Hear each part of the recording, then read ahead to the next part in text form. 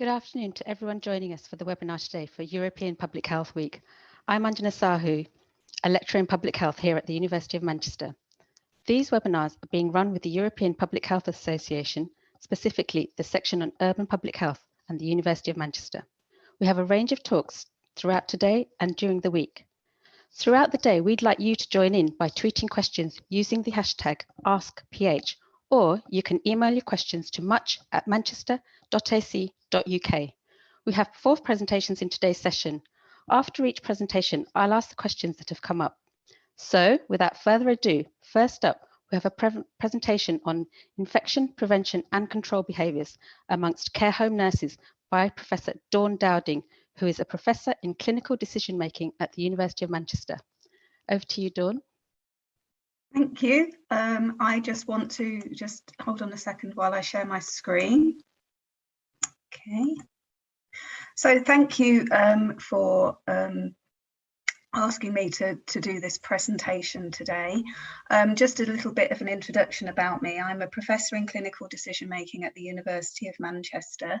I'm a registered nurse by background, and the work I'm going to present today is some work that I've been involved with some colleagues in the United States at Columbia University School of Nursing and the Visiting Nurse Service of New York and their Centre for Home Care Policy and Research, where I used to work. And given the current situation we find ourselves in terms of the COVID-19 epidemic, I felt that some of the work we've been doing looking at infection prevention and control amongst home care nurses, so that's the community care nurses out in the United States, might be of relevance to people in Europe. So I'm going to talk a little bit about the study that we've conducted and some of the results, and then I'm more than happy to answer any questions that anybody may have that's listening. So to begin,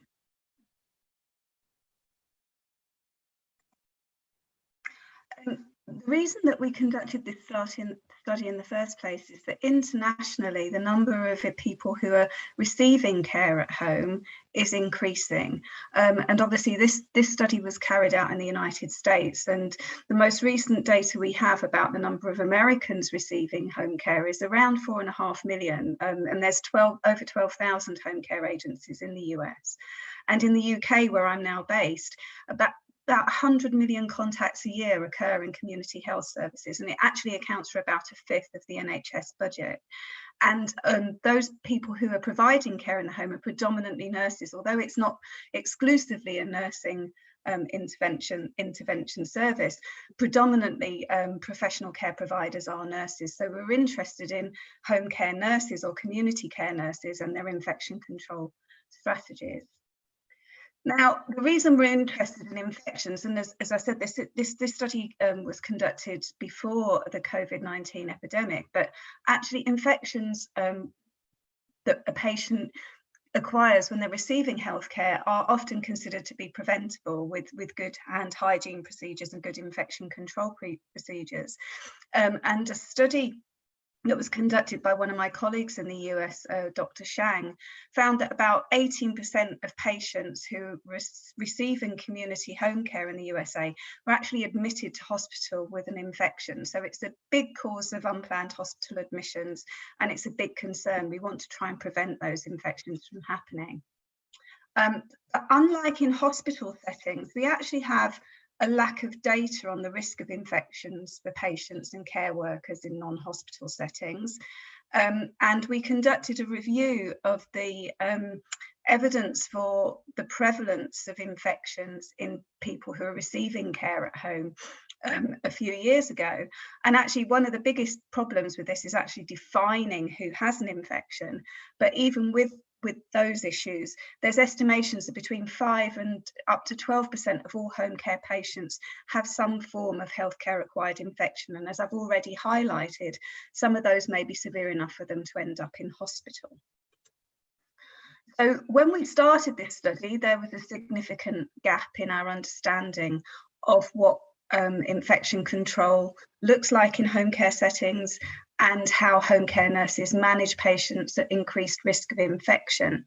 So we wanted to try and understand how patients at high risk of infection are identified and something to do with the decisions that nurses take about how to implement infection control interventions in a community home care setting. The research programme that we've been conducting over the last 5 years has had two main aims. The first one is to assess current infection control practices in home health care and compare them with guidelines and recommendations. And the second one was to develop and test a predictive risk model to try and identify patients at high risk of infection in a home healthcare agency. Now, because of limitations of time in my presentation today, I'm actually only going to present some of the findings of our programme of work, and I'm going to focus on the survey questionnaire that we conducted with 359 home care nurses, and the results of some interviews that we conducted with 50 home care nurses. We have also carried out quite extensive observation of infection control practices in home care settings, and another strand of the work has been to develop a predictive risk model using administrative data on over 100,000 patients to try and identify patients at high risk of infection.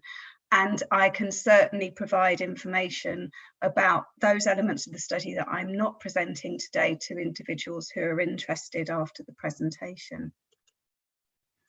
Just to give you a little bit of insight into where the study was conducted. It's conducted at the Visiting Nurse Service of New York, which is one of the largest home care agencies in the United States. It was established in 1893 by a lady called Lillian Ward, and every year it serves over 100,000 patients across the New York metropolitan area. So that's Manhattan and the outlying boroughs of New York. And all of the research that I'm talking about today was approved by the Visiting Nurse Service of New York and Columbia University Ethical Review Boards. So firstly, I wanted to talk to you about the survey that we conducted. And the aim of this was to look at home care nurses' levels of knowledge of infection control practices, their attitudes towards infection control, and their self-reported behaviours and compliance with infection control interventions. It was an online questionnaire which we adapted from a number of existing tools. And before we administered it to the two home care agencies who participated in the full survey, we piloted it with nurses from two agencies who are independent of our final sample. The two home care agencies that participated covered both urban and suburban areas of New Jersey and New York states. And they actually have quite a slightly different demographic in terms of both the patients they serve and the nurses who work for them. This is just an overview of the conceptual model that we use to inform the survey design, and it feeds off an ecological approach to trying to explain behaviour, which suggests that characteristics like age, sex, gender and education may influence people's knowledge and attitudes towards infection control, and also whether or not they comply with infection control practices, and also the theory of planned behaviour, which suggests that knowledge and attitudes towards infection control practices may also impact on compliance with infection control practices. In terms of the survey, the nurses who responded to the survey, overall, as I said, we had 359 nurses who responded across the two agencies. Overall, they were predominantly female, and that's an issue for the whole of the nursing profession, that's characteristic. They're quite ethnically diverse, 43% non-Hispanic white, 24% non-Hispanic black, and 11% Hispanic or 22% other mixed race or ethnicity. And 72% had a bachelor's degree or higher. They're also quite an experienced workforce in home care in the United States, with an average length of years in nursing of 22 years. So they're very experienced nurses. I'm not going to go into the survey results in great detail, but this is to just give you an overview of the main findings from the survey. So what each element of the survey had a different number of questions associated with it. So we then changed those into proportionate responses. So on this scale, 1 is completely 100% appropriate attitude responses, and 0 is none. And as you can see, that actually overall they self-reported quite highly on compliant practices with infection control, quite highly on knowledge about infection control practices, and also positive attitudes towards infection control and infections in home care. These are just examples of some of the questions that we asked in the survey with their proportion of correct or appropriate responses. So as an example, we asked in one of the knowledge questions, masks or goggles are necessary when care is unlikely to cause splashing of fluids. Now, that is an example of a question where you would disagree with that if that was a correct knowledge response, and about 70% of our sample gave a correct response to that. And then another knowledge question was standard precautions apply to all patients. The appropriate response to that is yes, and over 90% of our respondents agreed to that. In terms of attitudes, infections are a serious problem in home care. Around 67% of our respondents thought that that was an issue, and an attitude towards hand hygiene in terms of protecting patients from infection, that was nearly 100% response rate. And then compliance, self-reported behaviours. I wear goggles or an eye shield when I may be exposed to bodily discharge or fluid. That was around 70%. But hand hygiene procedures before and after patient care, almost 100%. So you can see there's some variation in the knowledge, attitudes and compliance responses from the people who responded to our surveys, as well as the overall attitudes, knowledge and compliance. When we looked at the relationship between nurse characteristics and compliance, what we found was that older nurses and non-Hispanic Black nurses and nurses who'd had some additional infection control education reported higher compliance with infection control practices. And we also found that if nurses had more positive attitudes towards infection control, then they also had higher self-reported infection control compliance. So it does appear that there are some interactions between the individual characteristics of nurses and their attitudes towards infection control, and whether or not they self-report behaviours which would be considered to be good infection control practices.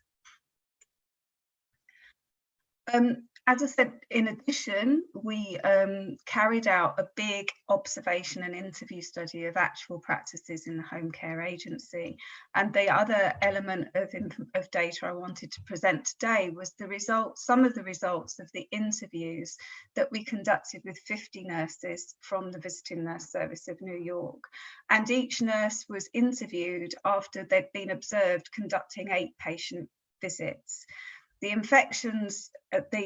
interviews focused on how they identified patients who might be at higher risk of infection and what strategies they used to try and prevent infection, and really exploring in some detail what the issues and characteristic issues were about infection, identifying infections in home care settings and the things that they could do to try and prevent them. And we used an approach called thematic analysis to identify the key themes from that. Again, just some demographics about the nurses that took part in the study. Again, predominantly female, 90% of the sample were female. Very ethnically diverse, 48% Black or African American and another 18% Asian, which is representative of the workforce in New York City. And again, predominantly educated and experienced set of nurses. The 66% had a bachelor's degree, and on average they'd been working as a nurse for 19 years. I'm going to present 3 key themes from the analysis of the interviews around how nurses assessed a patient's risk of infection, what strategies they use to try and mitigate that risk in a home care setting, and what's the barriers and facilitators they perceive to be to infection control practices and behaviours.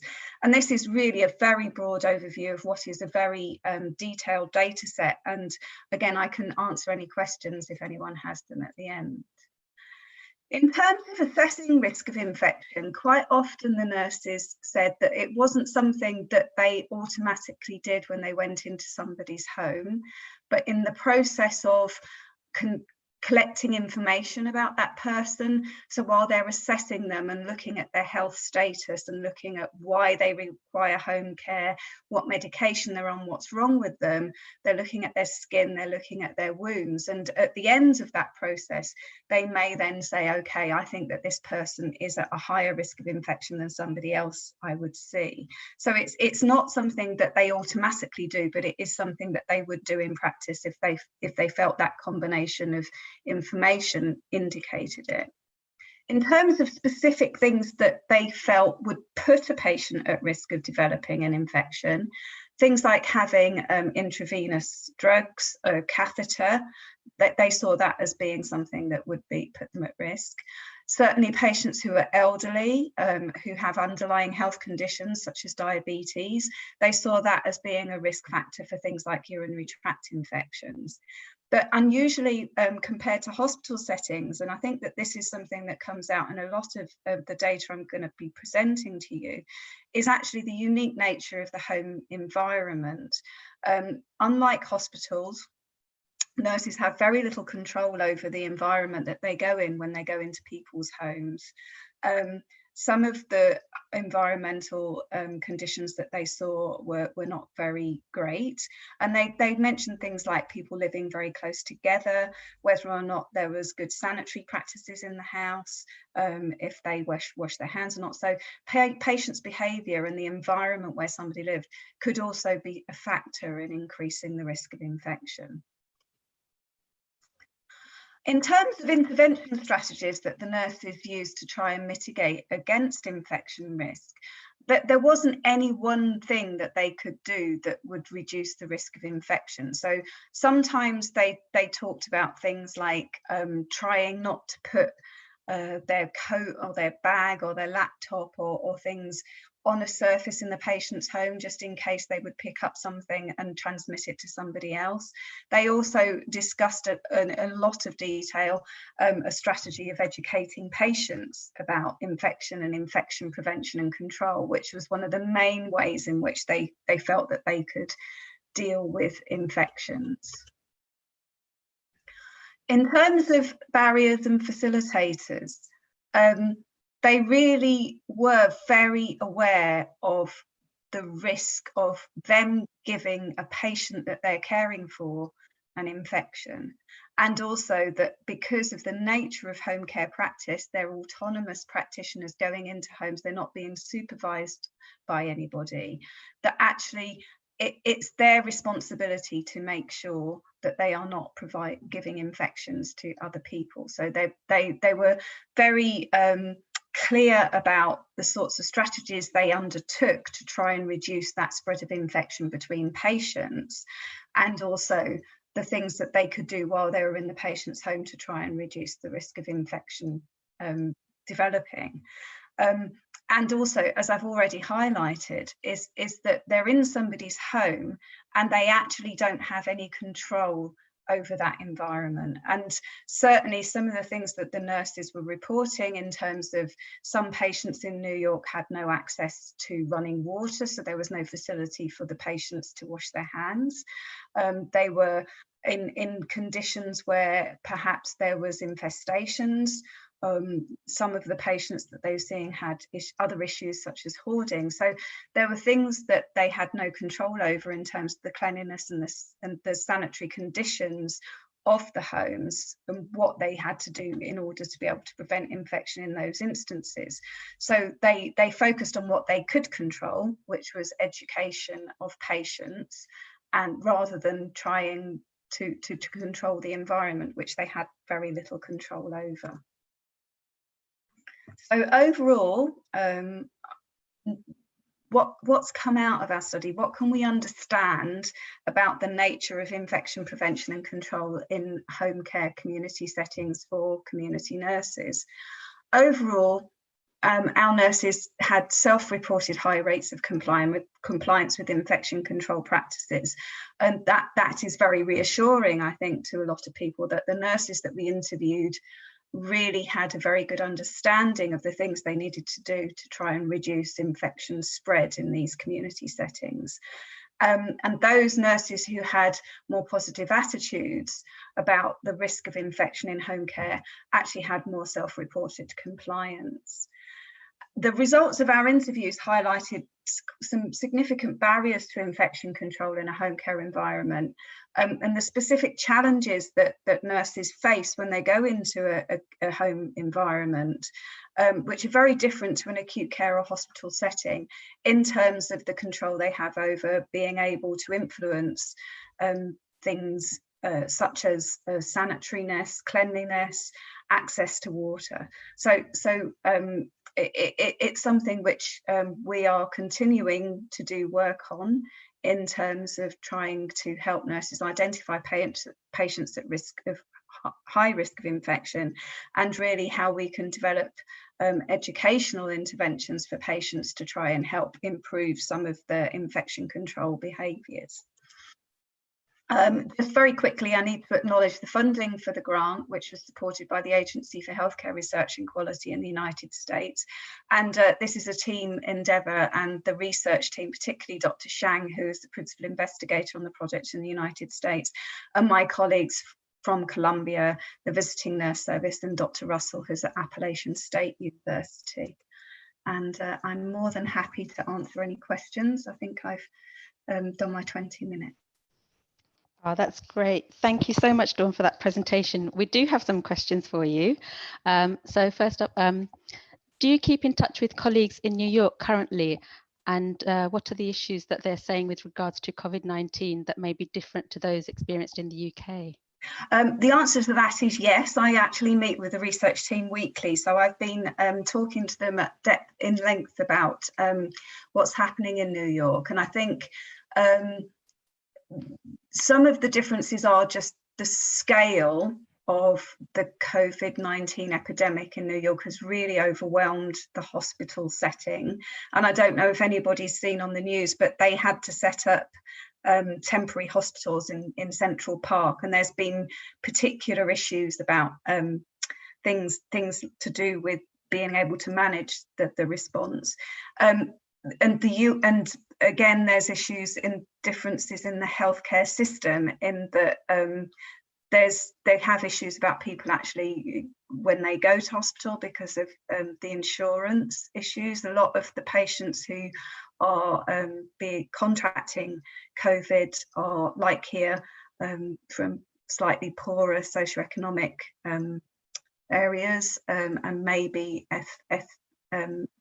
sort of Black and ethnic minorities, and they may not necessarily have health insurance. So that means when they do seek out healthcare, it's possibly at the tail end of the disease. So they have, my impression is that they're getting more acute patients because of that.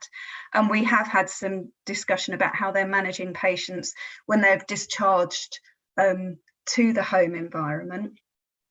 And how that's being managed in the agency.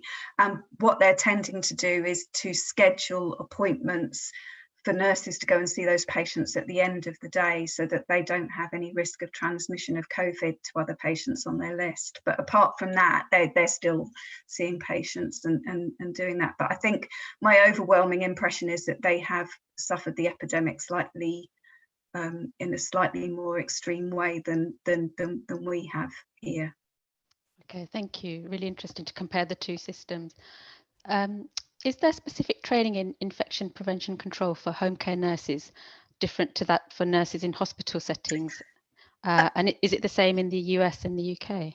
So I have to confess that I don't know the UK as well, and if there's any infection control nurses who are watching this, they may well be able to correct me. I mean, there is education on infection prevention and control but how much of that is covered in community settings, I genuinely don't know. In the US, it's agency-led, so the nurses that we that had done an infection control certificate in our agency, it would have been a home care specific one, but the issues are a lot harder in terms of controlling the environment in a home care setting. But certainly the principles of infection prevention and control are the same across settings in terms of things like good hand hygiene and being aware of infection transmission. Great, thank you. And what are the challenges of doing research with nurses working in the home care settings? The challenges that are similar to doing research with any group of healthcare professionals. They are very busy and research isn't quite rightly sometimes their priority. So it's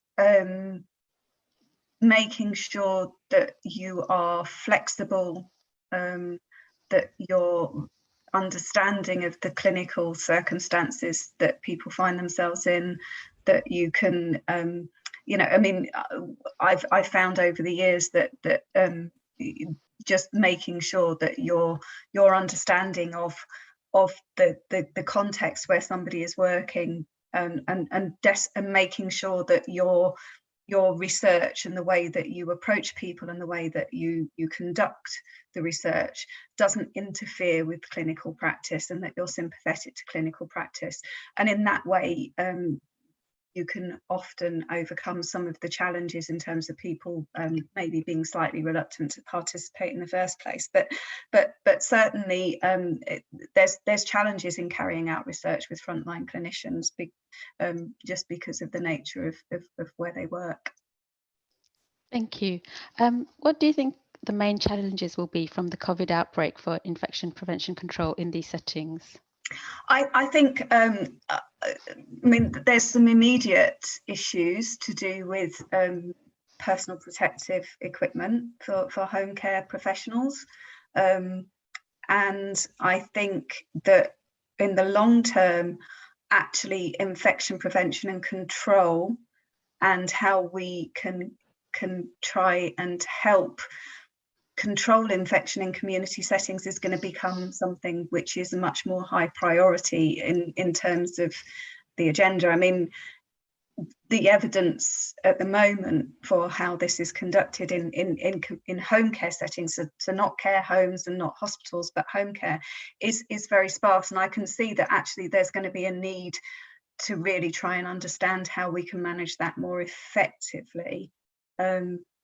Because we're going to be living with this disease for a while. So I think the prioritization of it is going to be greater than it perhaps traditionally has been. Thank you. And finally, one more question. 18% of home care residents being admitted to hospital with infection is a large number. How does this compare to other settings and to people of a similar age without care? So that's a really hard one to answer, and actually mainly because it depends on the availability of the data. So that particular study was looking at patients who received Medicare who were admitted to hospital for an unplanned admission for any reason, and of those 18% had an infection. And you're right, that's quite high, but how that compares to patients in care homes, which would be the other obvious area, off the top of my head, I'm afraid I can't tell you. I could go away and find out, but I can't tell you off the top of my head. And how that compares to people in the general community who aren't receiving home care. Again, that would be a different data set that we'd have to look at. And it varies. I mean, one of the big differences between conducting research in the United States and conducting research in the UK is that in the US, they have these massive data sets of patients who receive Medicare that you can look at a national level. And whilst we do have good GP data here in the UK, sometimes that doesn't have the same coverage. So it's perhaps comparing oranges and pears if we wanted to try and do a UK comparison. But if the person who asked that question would like to email me or contact me, I can have a dialogue with them about that. But off the top of my head, I can't give you the figures. Okay, great. Thank you so much for your presentation. So we'll carry on to our next presentation. Thank you, Dawn. Thank you. If you'd like to unshare your screen, thank you. So next, we have a presentation on the implications of COVID-19 on primary care by Professor Aneez Esmail, who is a professor in general practice at the University of Manchester. Over to you, Aneez. Okay, hello. Thank you, Anjana, and for the group of letting me talk to you about this. Now, most people will look at COVID and wonder what primary care has got to do with it. And there has been so much emphasis in the health systems on looking at the hospital sector and ventilators and intensive care that we have forgotten. So, for example, in the UK, that in fact, most of our care for healthcare occurs in primary care. So whether it's in community pharmacists, whether it's in general practice, or even district nursing. And I think estimates are about 80 to 90% of care takes place in that environment. And yet, with the COVID crisis, we rightly, I think, had to focus initially on what we thought was going to be the biggest problem. But in the fact that this is now going to be an ongoing illness and disease, then I think we really have to begin to start thinking about what role will primary care have to play in the recovery from COVID. But what I want to speak about more than that is actually what happens in primary care as a result of what the COVID outbreak has taught us. And there's a couple of points I want to make. The first is, I think, rightly, we obviously had to focus initially on what we thought was going to be the biggest problem, which was on people falling ill suddenly and the system being overrun. And because of that, I think that there was a tendency in the UK at least, and it's probably the case around the world, that everyone focused on almost like a command control type model. We got a huge amount of directives from the center. We had to do X, Y, and Z, and there was very little leeway to change anything. We had certain principles which we knew I had to adopt very, very rapidly. We had to immediately stop seeing patients acutely because we were faced with an unknown. We didn't know the transmissibility of this illness. We didn't know its infectivity. We didn't know what would happen to people if they came into the clinics that we were running. So very, very quickly, we had to change our way that we ran things. And that was correct. And I think that paradoxically, it might actually be causing problems because everyone is talking about the unmet need that suddenly just disappeared. And that certainly is something that we felt happened in primary care. We were working one day with a huge demand on our resources. We had shortage of appointments. We didn't have enough GPs. This was a narrative in primary care in the UK. How were we managing the appointments? We're having to employ a lot of locums, and the situation is getting quite critical because a lot of people were not able to come to work because they were being told to self-isolate and so on. And then overnight, we had to stop all that. We had to move towards a different way of consulting. And suddenly, the work almost came to standstill. It's not that people didn't ring us, but we were much stricter then about who we were agreeing to see and who we weren't agreeing to see, because we had to, because we were potentially exposing them to infections that came to the surgery, or we were exposing ourselves. And this had quite a profound effect on what happened. But also, we had to rethink about, lots of things, how we replanned our surgery, our physical space. We had to partition off areas where we were seeing patients who potentially could be infected with COVID. We were having to do ongoing work with patients who had chronic diseases, so needing blood tests and needed reviews, and we had to separate them out from it. And then we had to move towards doing most of our work on the telephone and through video.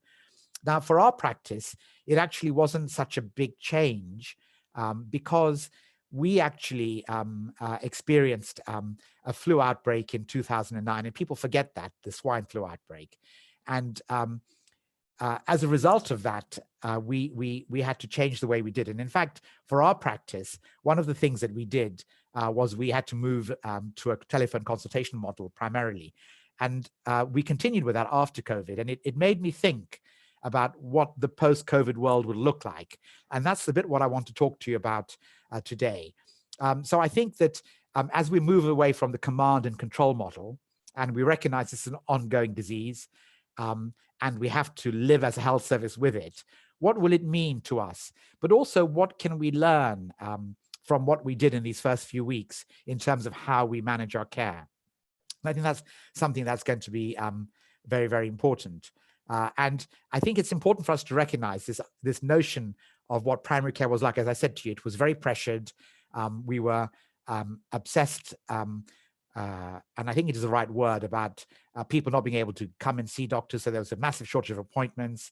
There was a massive government campaign to try and increase the number of GPs. We were undergoing a huge amount of change because everyone was focused on this idea that we needed to have more appointments, more capacity, and then suddenly that capacity went. And I'm not for a moment saying that capacity was false, but I think it's made me think about what actually was causing that driver, and will there be a new way of doing things? And I was struck by some graffiti I saw, which said something like, there can be no return to normal. Normal was the problem. And I think that one of the things that I'm beginning to think about is that were many of the assumptions that we ran by, were they part of the problem? Was the normal the problem? And by that I mean is that we lived in this world where we found that bureaucracy was increasing. I mean, I'm just astounded. We had this body called the Care Quality Commission in the UK. And it tasked itself with inspecting general practices every 3 years. And we had created a huge bureaucracy. I think someone told me that the Care Quality Commission has a budget of £42 million a year. And it was simply a model for inspecting hospitals and primary care. And invariably, it became just a tick box exercise. I mean, I am preparing for our next CQC inspection, and I've got a whole list of things that I have to do. I have to go and do an online course on safeguarding. I've got to go an online course on how to lift patients. I've got an online course on a whole range of things, and things that are not even relevant to my practice as a physician.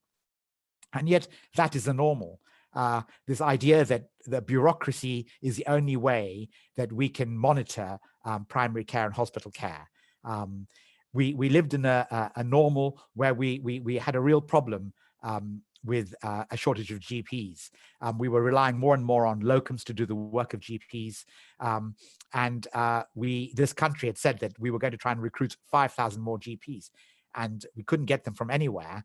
And it takes on average about 10 to 12 years to train a GP from starting medical school through to the end. So no way was that going to be resolved immediately, but that was a big problem, and everyone was getting really worked up about the fact that the pressure was great and everything else. And we had this huge workload that was dominating our scene. And part of that was driven by this workload. And I always question now is how much of that was self-generated. And because of the bureaucracy we've created all these monitoring requirements, and a lot of that work, some will argue, was very, very important. So, for example, the way we have to make sure that we complete immunization, cervical smears, a lot of the preventative work creates work. No one denies that. But there was a lot of other stuff which was there because we were trying to work in an environment where doctors were constantly monitored, and we were also very scared to work in an environment. So this whole notion of defensive medicine, of just doing things just in case we miss something, actually created a huge amount of workload. And what's interesting is that with COVID, we've had to be much stricter with ourselves about who we see, who we investigate, how we investigate, because even the simple notion of ordering a blood test on a patient, we have to think, is it right we bring the patient in, expose them potentially to COVID, expose our staff to COVID, and is it really, really necessary? And the hospitals in the A&E departments have been working on the same principle. It was quite fascinating that in our health system, we have a big hospital, an acute hospital, which has a turnover of 1 billion, which has 1 billion turnover a year. And it has an outpatients department, which costs about 300 million a year to run.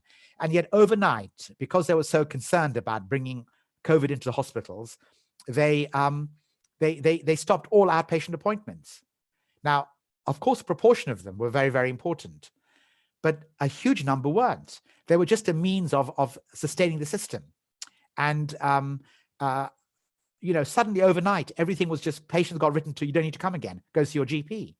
And this was quite stunning, really. So something that costs 300 million a year to run overnight stopped. Now, when it restarts, do we go back to the old normal where people were just being seen and nothing much happened? The system just carried on going. Or do we say, you know what, there was a lot of people who didn't need to be seen. Maybe they could be seen better in primary care. And of course, why that concerns me is because so much of the resource, the health resource, was tied up in the secondary care system. And we have constantly been arguing about more money coming to primary care. And yet we couldn't do that because so much was tied up in these fixed systems. So I think that that was a problem. And it's interesting that as a result of COVID, and because we can't see people, I've still had to refer patients. But what happens now is that I have a consultation with a consultant in the hospital, and we have a conversation about the patient. And they talk to me and say, well, how about trying this or doing that? And I'm thinking, yeah, okay. And we manage it. And the patient doesn't end up going to the hospital. And I'm given the information with the expertise that I sought of how to manage that patient better. And it makes you wonder that couldn't we create a system, if we were starting again, which actually had a better interaction between primary and secondary care, rather than this massive system of where we create outpatients which cost a huge amount of money, which ties in money into a system and doesn't bring it back to primary care. So I thought that was very, very interesting. And in terms of general practice, one thing was very telling is that I explained to you earlier on that when we had the H1N1 outbreak, swine flu in 2009, we had to change the way we did things because our practice is an inner city area, which a huge number of problems. And we realized we just couldn't cope with the demand we were getting. So we immediately moved towards telephone consulting. And we found, and I did some work on this at the time, that what it did was, it seemed odd, but it increased our capacity for more appointments. And by a significant amount, it was 40%. And what that means is that previously we were just overwhelmed. We couldn't see enough people because there weren't enough doctors and the demand was so great. But by changing the way we did things, by actually controlling who we saw, by offering people more telephone consults, we actually created more space because not everyone had to come to the surgery to see a doctor. A lot of the stuff was dealt with on the phone. A lot of the stuff was directed more appropriately elsewhere. And actually, we did a patient satisfaction survey around that time, and 90% of patients were really happy with what they had because they weren't waiting for endless hours in a busy doctor's surgery on a Monday with a harassed doctor, harassed staff, a waiting room which was stuffy and full, and the doctor running, half an hour, sometimes 40 minutes, sometimes even longer late. And they could sit at home with the convenience of a telephone call from a doctor in the morning. And sometimes their problem will be solved. And also what it meant is that if we spoke to a patient on the phone, we could determine if they were urgent or not. So actually, we no longer had a waiting list for our appointments because so much was dealt with outside. So that's what I mean by increasing capacity by 40%. And that was quite telling. Now, we used to try and talk to people and say, why don't others do this? We gave them our experience. I went around the country talking about our experience. But despite that experience, when we started the COVID emergency, less than 10% of GP practices in the UK were running that system. Yet overnight, all the objections that we faced, all the problems that people said would have, disappeared, and everyone had to do it. And when you talk to people, they say, gosh, it's not as bad as we thought. Everyone was dithering and so on, and suddenly we've got that. And I think one of the key things is that we can't go back to a new normal where a system which was developed in 1948 continued till 2020 because people were scared to change. And yet we were forced to change, and suddenly we are enhancing the technology which was always there. One of the technologies was invented in 1848, which was the telephone. But the other technologies like video consulting and some of these other things that are available are much more recent. But we had to embrace that technology, and we used it. And everyone is commenting on how different it is and how rapidly primary care changed. So that was one of the critical things. So the other thing that I thought was very, very important is that because we were so pressured with work beforehand, we never talked to our colleagues. We were so busy, burrowed in our own little rooms, just working, constantly seeing patients, and then going home completely exhausted and tired. And I was following, the web and social media beforehand, and I would see lots of people talking about the overwhelming workload of general practice and how everyone was just burnt out. In fact, I was doing research on burnout at the time, and one of the things I came across was how important breaks were in order to increase team resilience and individual resilience. And yet when we tried to introduce them, our managers kept telling us that you can't have a break because you're missing out on seeing patients. And if all of you doctors, 15 of you, have a 15-minute break, that's the equivalent of like 30 patient appointments lost to the system. How are you going to replace that? And yet, because of COVID, because things were happening so rapidly, we had to find time to meet, to discuss, to arrange things. And everyone said what an incredible thing it is, because suddenly all that uncertainty, all that information we needed to find out was all given to us in a team huddle, in a coffee break, in effect. And everyone now sees the value of it. And we will never go back to a system where we don't have this. And this great intervention of just taking time out, having a break, talking to your colleagues, made a huge difference to how well we have been able to build this. So it's a very good example of this problem that we have, and which COVID has brought into stark reality, really. We had a normal when normal was a problem. We are now faced with a situation where we have to plan a long recovery. And what will we do? And I think there are many things that we have learned, and I have highlighted 3 simple things. The relationship between secondary and primary care, which just tied up resources in a system which probably wasn't very, very effective. I mean, people will say nowadays that if you were replanning the health service, again, you would not create outpatient departments in the way that we did in 1948. We would have to have a different way of doing it. And that would mean enhancing technology like video consults, like using, a really good rostering mechanisms. So physicians directly can talk to their colleagues in secondary care and utilize that expertise and experience. And it would save a huge amount of resource from something that is fixed in space. The way that GPs consult and the way that we used video consulting and telephone consulting to reduce the demand on the service is something that again is probably going to remain. And what we'll find is that that GPs will find suddenly that they have an increased capacity. So I mean, I'm probably a heretic, but if I say that the 5,000 GPs were needed on a model which wasn't really being utilized most effectively, then I would probably be shouted down by my colleagues. But I still put it on the table that there was a lot we could do. And of course, I'm not saying that we spend less time with patients. I mean, my colleagues are consulting, they're not triaging. We're spending time using the technology of the record that is now all computerized. We have 3 surgeries where we can all share the records with people.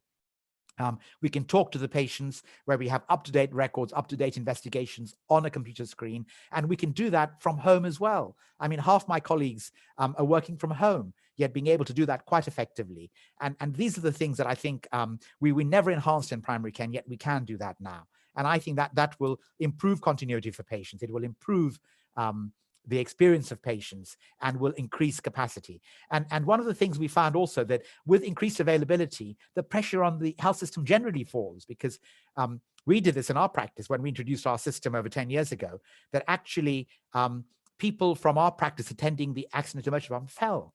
And it fell because they could speak to the doctor. So many were turning up in A&E because they needed help, could never find a doctor's appointment. And yet when you increase capacity, you can do that. So I think it has huge ramifications. And I think that's important. And the reason it worked now where it couldn't work for others before is that we had to undergo a full system change. It wasn't a piecemeal thing. It happened overnight. We had to change everything that we did. And I think that this has raised really, really important questions for us. And I'm struck by one of the things that I saw that Emmanuel Macron said when he was giving a speech at the beginning of the crisis in France. And he said that there were many certainties and convictions will be swept away. Many things that we thought were impossible are happening. The day after will not be a return to the day before. And it's very fashionable for people to quote Yeats as well in this. You know, he did this incredible poem after the Easter Uprising. And everyone hears the poem's first few lines, which says, all changed utterly. And they want to use that as a means of sort of describing how primary care or health systems will change. You know, they all go on about all change utterly, meaning, I suppose, they're trying to say that nothing will be like it was before. But they always forget the second part of that poem. And it goes like this: all change utterly. A terrible beauty is born. And of course, to me, that word terrible beauty has a negative and a positive connotation. I don't know what that terrible beauty will be, but there is something that will also change because of what happened. And it can be important, it can be beautiful, and it can make sure that we don't waste what has happened and we don't lose what we have learned in what is happening. And I think that that is going to be the challenge for all health services, but particularly for primary care. So I hope that's a sort of a quick summary about what I think could be important. And I'm happy to take a few questions now as well. Thank you. Thank you so much, Aneez. Indeed, we've got quite a few questions for you. Thank you so much for your talk. So firstly, can you expand on some of the benefits and drawbacks you found of using telephone and video consultations? And will this be utilised more in the future, do you think? Starting with the last part of what you said, definitely it has to be. I think that this idea that we have invested hugely in technology, I mean, I'm quite stunned actually that I can consult effectively from home. I access my practice, the computer records of the patient through, VPN. So it's quite secure. I mean, this is done quite effectively. So there's no problem of that. And having the record of the patient totally transforms your ability to consult with someone, because you know much more about them, about the medications and all these sort of things, and that can be done at home. So it makes you wonder, why on earth do we have a dysfunctional out of hours service, for example, where patients turn up in A&E, they ring up NHS 111, they turn up at a walking center, and no one knows about them. Yet on my computer, from home, I can speak to them if they rang out of hours. Now, I'm not saying I really relish wanting to work ridiculous hours, but we are in our practice, we have over 20 clinicians, and we could do a much better system where we can see patients out of hours up to a certain point in time and actually give them very, very good advice. So I do think we've never enhanced that technology, and we should and we can. I also think that the idea that that somehow it's an easy way of doing it, well, it's more convenient, but it doesn't mean that we need to spend less time with the patient. And my colleagues have said that what has been interesting about the telephone consulting, and you notice I called it consulting and not triage, it is you try and resolve the problem at the time. And they have said that it will be a mistake if we think that we can spend less time, that many people need more time, but we have much more control over how we deal with that time. And so I think that that's a good thing.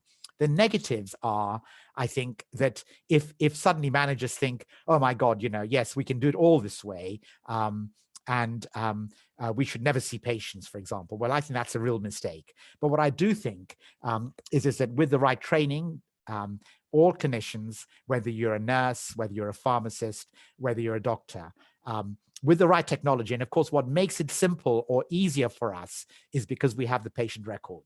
And you can't underestimate the value of that. So with that availability, we can actually provide much more effective counseling and care and advice to patients and actually fulfill our tasks. But then we also have to see people. And I think getting that balance is right. And I mean, we were doing in our practice 60% of our consulting was done on the phone, 40% was done face-to-face. That is probably the right balance. And roughly about 60% of our calls that we dealt with were resolved on the phone. And that meant that some we still had to see. So if you can maintain that level, you can create the capacity in order to do all the things that is important. So spend longer with more complex patients, spend longer with people who need to spend longer with you, do more preventative work. But you've got to create the space to do that. And I think telephone consulting does offer an opportunity to do that.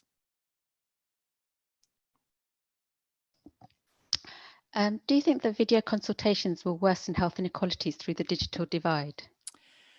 I think that's a good question. And I think that is something we need to worry about. I mean, the way it works at the moment is that, and I don't fully understand this, but I know a lot of people have smartphones and they're on pay-as-you-go contracts. But with video consulting, the way it works is actually the practice bears the cost of it. So the data is ours in effect, so it doesn't incur a cost on the patient. So I don't think that's the case. And what surprised me is how many people, even elderly people, have found it quite easy to do. And I think so at one level it might, because everyone needs to have a smartphone, for example. But as I said, the biggest part of the technology is the phone, which many people have, and not everyone has to have a video consult. And we in fact don't do a video on everyone. I think typically we must do it on less than 5% of our consultations. We require a face-to-face consultation by video. The majority is dealt with by the phone. So yes, at one level, but then I'm also being quite surprised of how many people do have mobile phones. And I think in our practice, I mean, when I started working in the inner city area, only 80% have access to phones. And I think now probably 100% have access to telephones at least. And it doesn't cost money. And I don't know why it works that way, but it's not data hungry from the user perspective. It might be from our practice, but then it's quite likely that burden is borne by the health service and not by the individual patient. Thank you. So we have another question for you. As with the experience, you mentioned about there can be no return to normal, and normal was the problem, and that captures the need for change.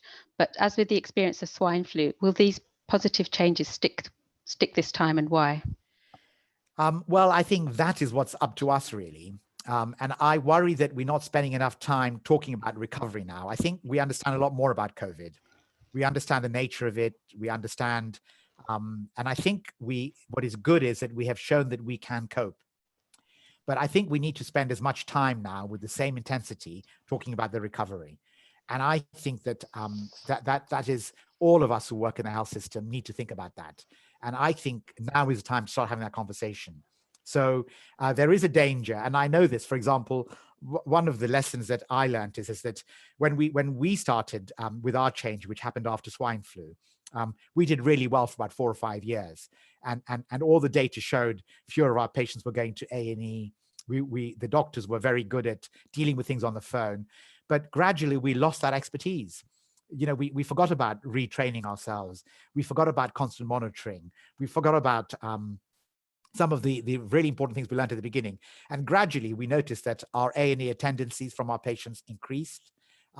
The pressure on appointments increased. So lots of things happened. And I think what struck us is that, well, firstly, we knew we had, I mean, there was always a turnover. New doctors came, they didn't always buy into the culture that we had. So I think that constant need to monitor, to go back to the reasons, to also learn to change, because many things we learned weren't appropriate and we had to change. And we lost some of that. And partly we lost it, just through leakage, just as things changed. I can't put my finger on it really. But we again went back to the normal, but a normal which was slightly different from what we were faced with. And I think there's a danger. And I think one of the lessons I learned is that we need to constantly be on top of things. So I would really think it would be such a tragedy if we lost, for example, the huddles, because so much information exchange takes place, so so much knowledge gets exchanged, and that's really, really important. And that's something that I think can help. So I do think that it will not go back, provided we give it as much thought as we did to the emergency we faced 7 or 8 weeks ago, when we just thought we would be overwhelmed. And I think people came together incredibly, and we need that same energy and that same intelligence in order to make sure that we don't go back to the new normal. Thank you. And do you see a future benefit in a reduction of the worried well seeking help? Well, that's interesting, really. I think people sort of the worried well. I think everyone has a problem. I don't like this idea of a worried well that somehow implies that they don't need to see people and they're just bothering us, but they have genuine concerns, and I think we can deal with them. And I think that the system we have can deal with that better, because many people want reassurance, and they can be provided that much more relatively easily, and not just by doctors. What is quite interesting about our technology is that we also use text messaging very effectively. We can pass information to people very easily. There's some really incredible, the NHS has invested massively in NHS choices, and there is some really incredible information out there written for patients, which can help them understand. And it's really quite interesting, and it's difficult to navigate, but as a doctor, you understand it better, and we can immediately just send a link to the patient and they can have a look at it. And I think that things like that, which we've never properly utilized. So I think that people, there will always be the worried well.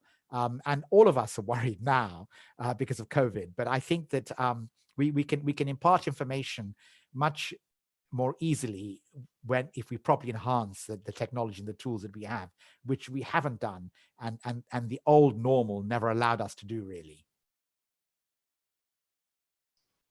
Thank you. If we've got time, just for one more question. So you mentioned advice and guidance from hospital doctors. What's your current experience? How long does it take to get advice, and how easy is it to get advice? Very difficult. But the point I'm making is that if we created a system which, for example, so instead of sitting in an outpatient clinic where the consultant is seeing 5 or 6 patients and you have lots of other people and junior staff working and so on, if we created a system that said, look, I'm going to be available for a consult with a GP 2 days a week instead of outpatients, and I'm going to be able to talk to you about 3 or 4 patients. We could even send a case summary to the hospital in advance, so that and then we can have a consultation. So, but the system isn't being set up like that at the moment. But I know it has in some parts of the country, not for every outpatient appointment, but for examples like diabetes care, chronic renal failure clinics, and so on. So we have models now. I don't have an answer, but at the moment it's been a nightmare. But when I've got through, it's been incredibly helpful. And I think that if we create a system which enables that interaction to take place, it can work. But that system does not exist, which is why it's so difficult. But it can be made to work. And I'm not saying we abolish outpatients completely, but we could certainly reduce the amount of people that attend with better advice. And better linkage between secondary and primary care, which has always been one of the things that hasn't worked as well since the creation of the NHS, really. And I think that is something that could again become a new normal if we put our minds to it. Thank you so much, Aneez. That's a really interesting presentation on the implication of COVID on primary care and some other wider discussions. Thank you so much. Thank you very much. Thank you. If you could unshare your screen, thank you. So before we move on to our next presentation, just a reminder that you can tweet your questions to us using #AskPH, or you can email your questions to much@manchester.ac.uk.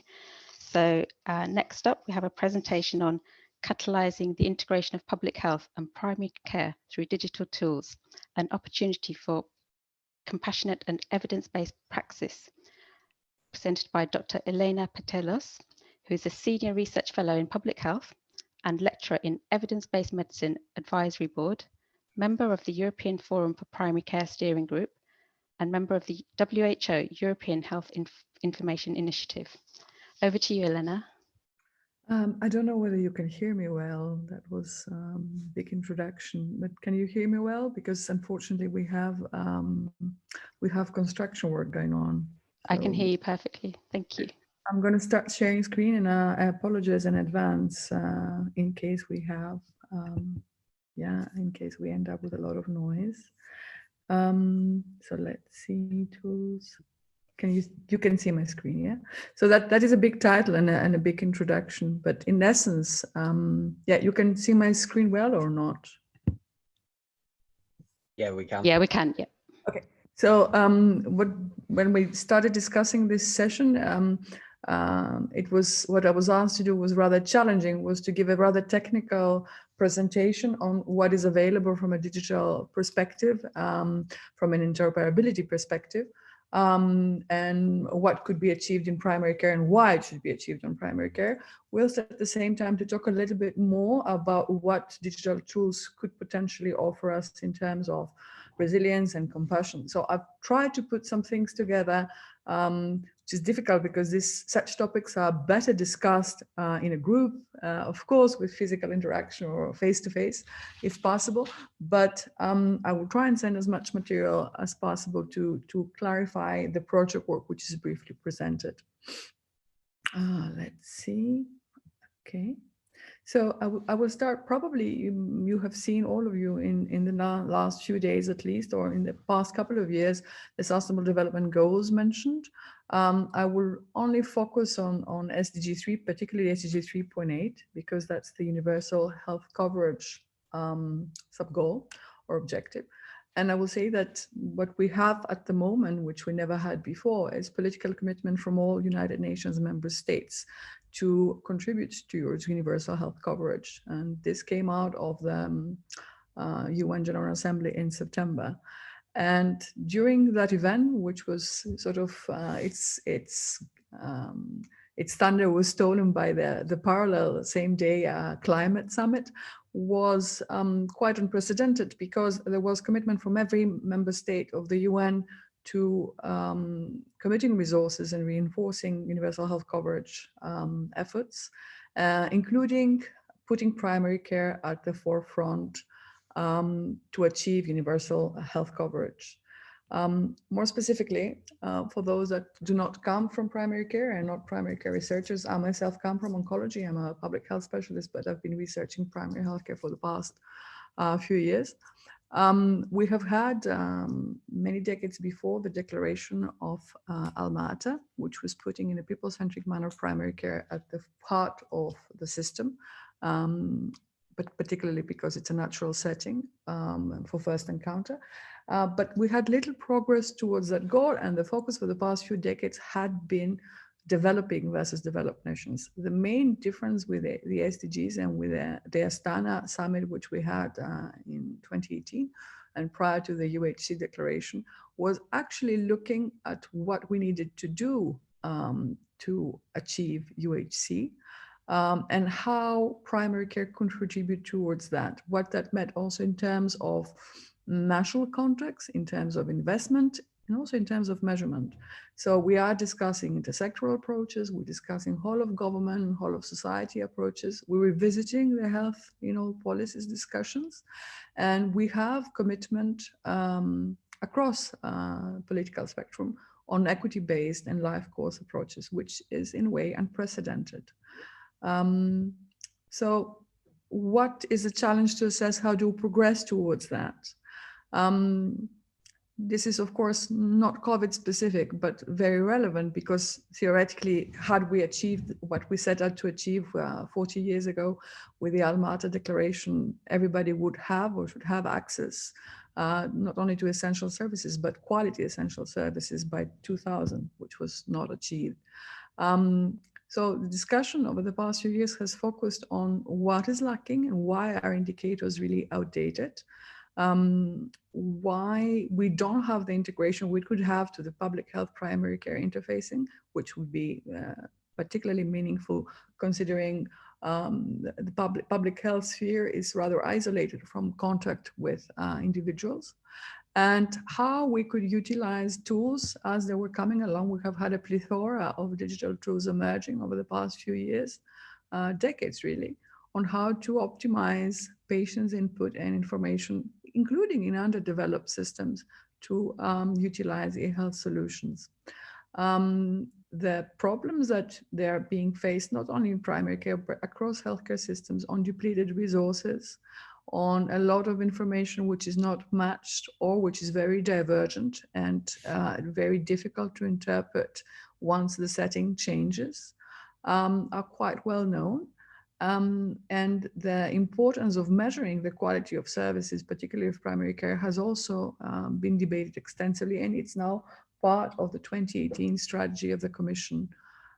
This is also supplemented by an integrated framework for digitalization, but I will come to that in a minute.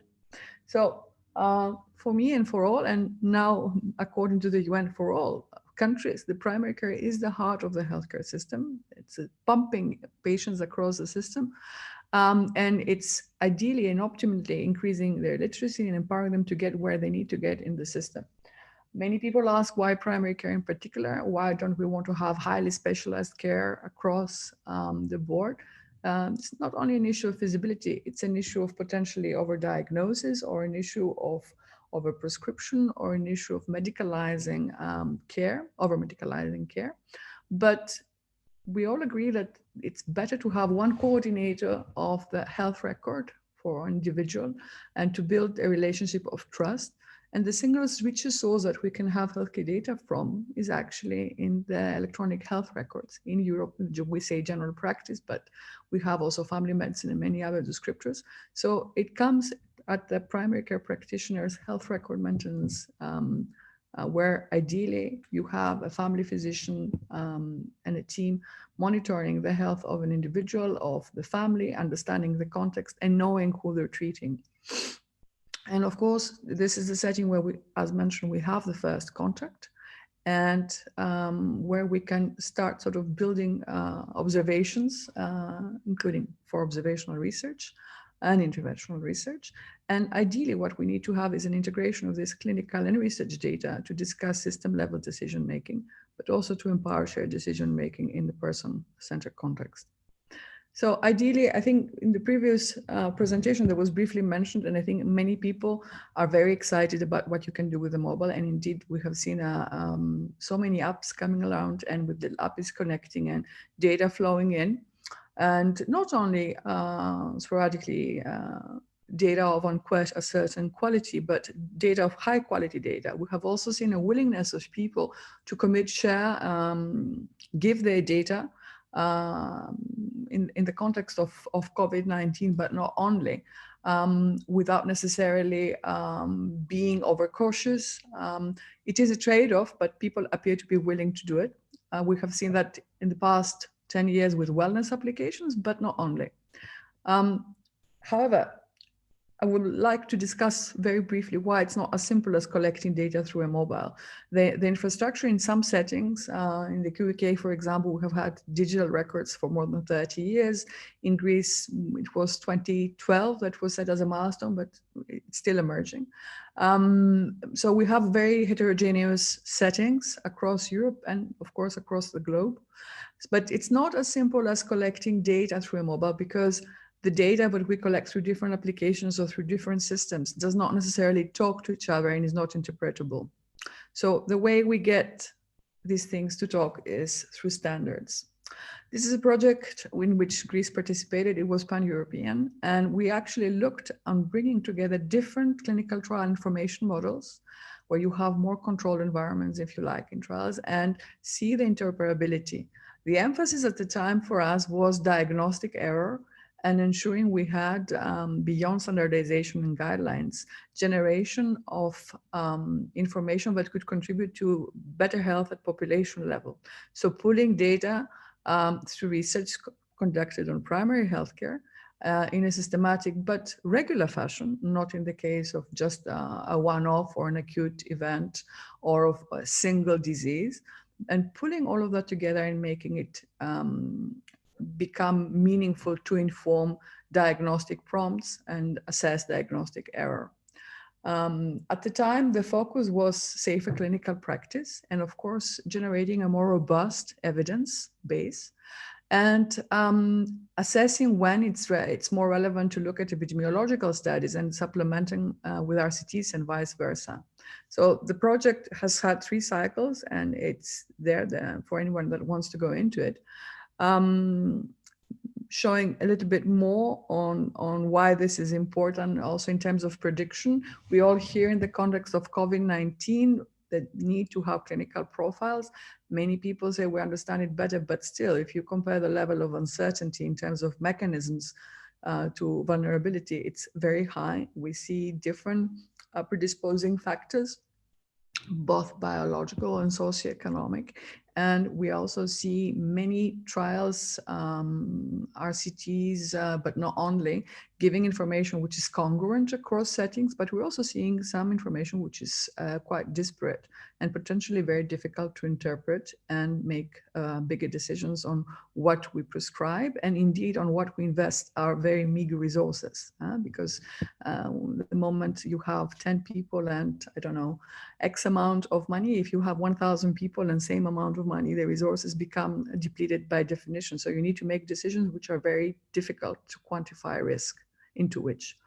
So the aim was to build very rich ontologies to support decision making, and also to look at archetypes and templates for standardization, and also make the interface of how this exchange took place in a manner which was friendly for general practitioners and other primary care and social care practitioners, because they are also involved in coordinated care on the primary care setting, and they're not always very familiar either with trial setup or with electronic standards, or indeed, I mean, we're talking now, past few years, we have seen a very radical change, but still it's difficult to get used to new systems. So the models we looked at were trying to bridge also ontologies that were being used at hospitals, and to ensure that we had what we call control vocabulary, so describing the same thing with different terms, rather than, for example, say erythema, redness, have terms which were meaningful for all different specialties and general practice, of course, but also that were meaningful potentially to patients. I would like to say that for those of you which may be interested further in what can be achieved, I mean, the ICD has been updated. It's a unified coding system, which is now the newer version, is more updated and focuses more on symptomatology. And this allows us to have from first encounter and across the system coding, so to see not only how the patient or the person goes through the system and how symptoms evolve and therapies work, but also to quantify risk, quantify cost, plan ahead. This is becomes effective. It was presented in last year's World Health Assembly and becomes sort of fully operational in 2022. But nevertheless, it is quite amazing because it is a one system, an interoperable system, which brings together many different coding systems of the past. This really would mean that we have one standard API for all kinds of applications. And in terms of coding combination extension codes, these would remain clinically relevant rather than become just descriptors, and would also be possible for us to have more automation and digitization by having output read through machines. And there is indeed a special version for primary care in which symptomatology and what is more relevant for description, for narratives and so on is currently being discussed. So it's a way of catalyzing integration.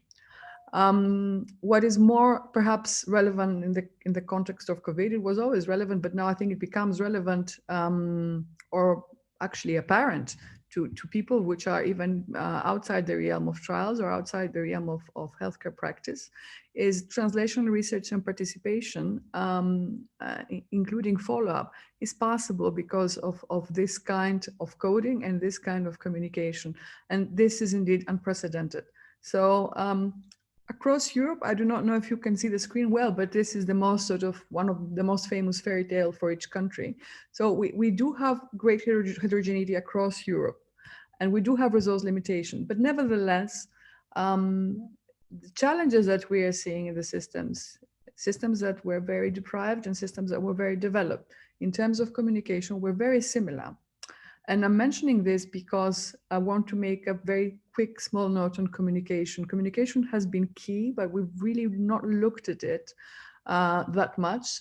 This is what, if you like, compromises encounters. And of course, in the context of uncertainty in new therapies, you have a communication of benefit risk.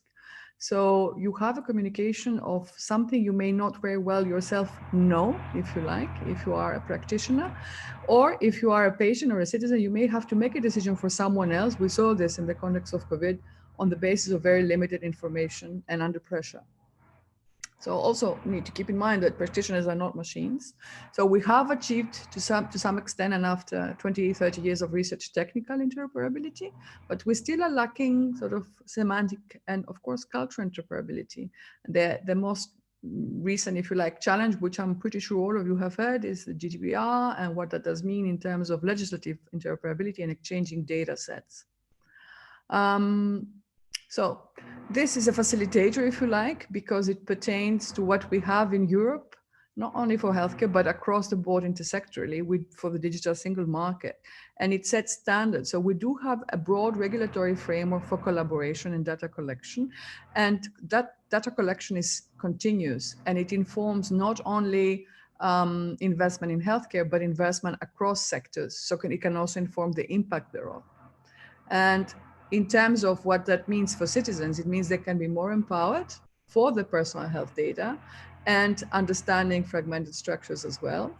And there's a lot of work at the moment, even before COVID, taking place on what that means in terms of deciding on which approach you want to take, which encounter you want to have.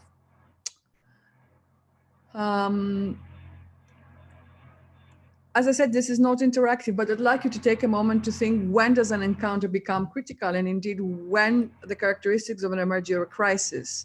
This is a debate that we had in Marseille way before COVID, and also last summer in discussion of migration with the Commission.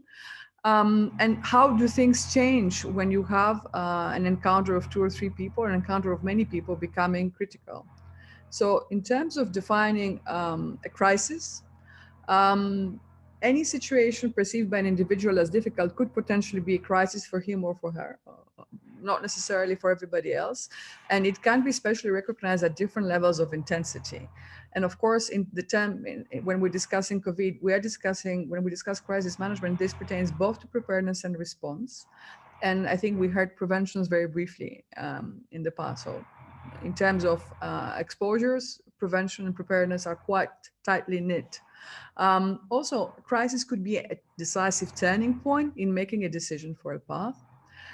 There is a difference semantically for emergency, because emergency in a way is broader. But I don't want to go into too much detail, but what I want to say is that in the past few years, and although we had this discussion about disease X, we had envisioned in the preparedness and in infectious disease control activities, we had envisioned something different, like superbug from antimicrobial resistance, let us say, not this mild symptom in most population, but really devastating and fatal in other parts of the population, spreading with this very high level of transmissibility across the board. So the discussions were more focused on other things.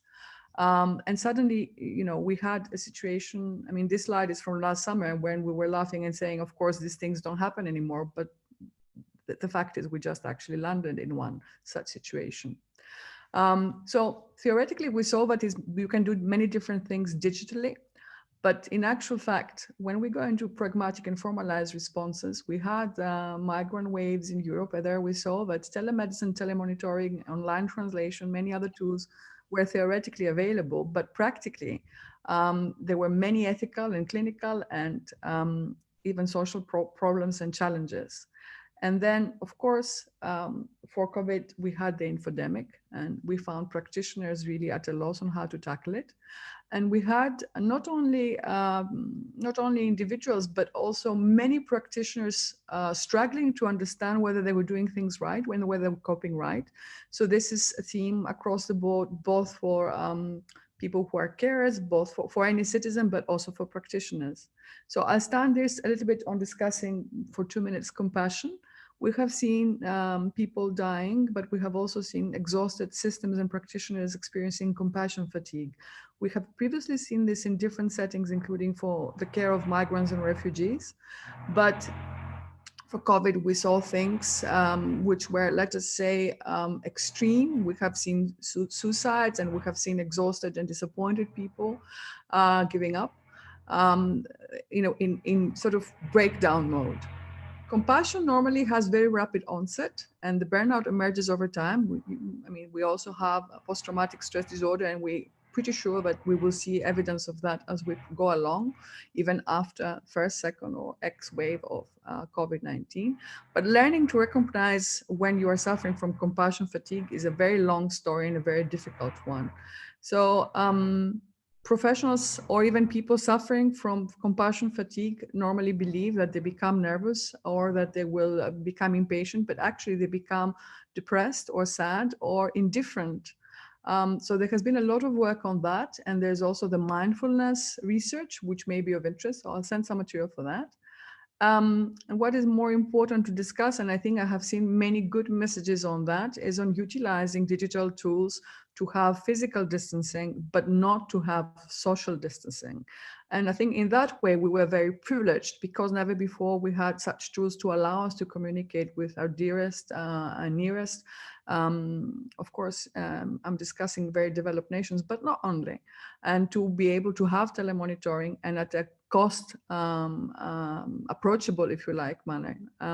So the issue that remains unaddressed and not well researched is what happens if self-compassion is not there and the perceived risk changes because somebody is exhausted physically and mentally, and what happens in terms of risk behavior. So how does your behavior to risk and your practice changes? We've seen many people, lockdowns are off, we see many people, although they have digital tools and they can check things, they want to go out and experience physical contact and be amongst people.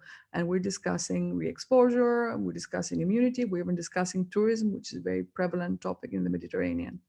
So there is a lot of research work behind that, but I don't want to stay on that. Just want to say, to sum it up, that this is a global problem.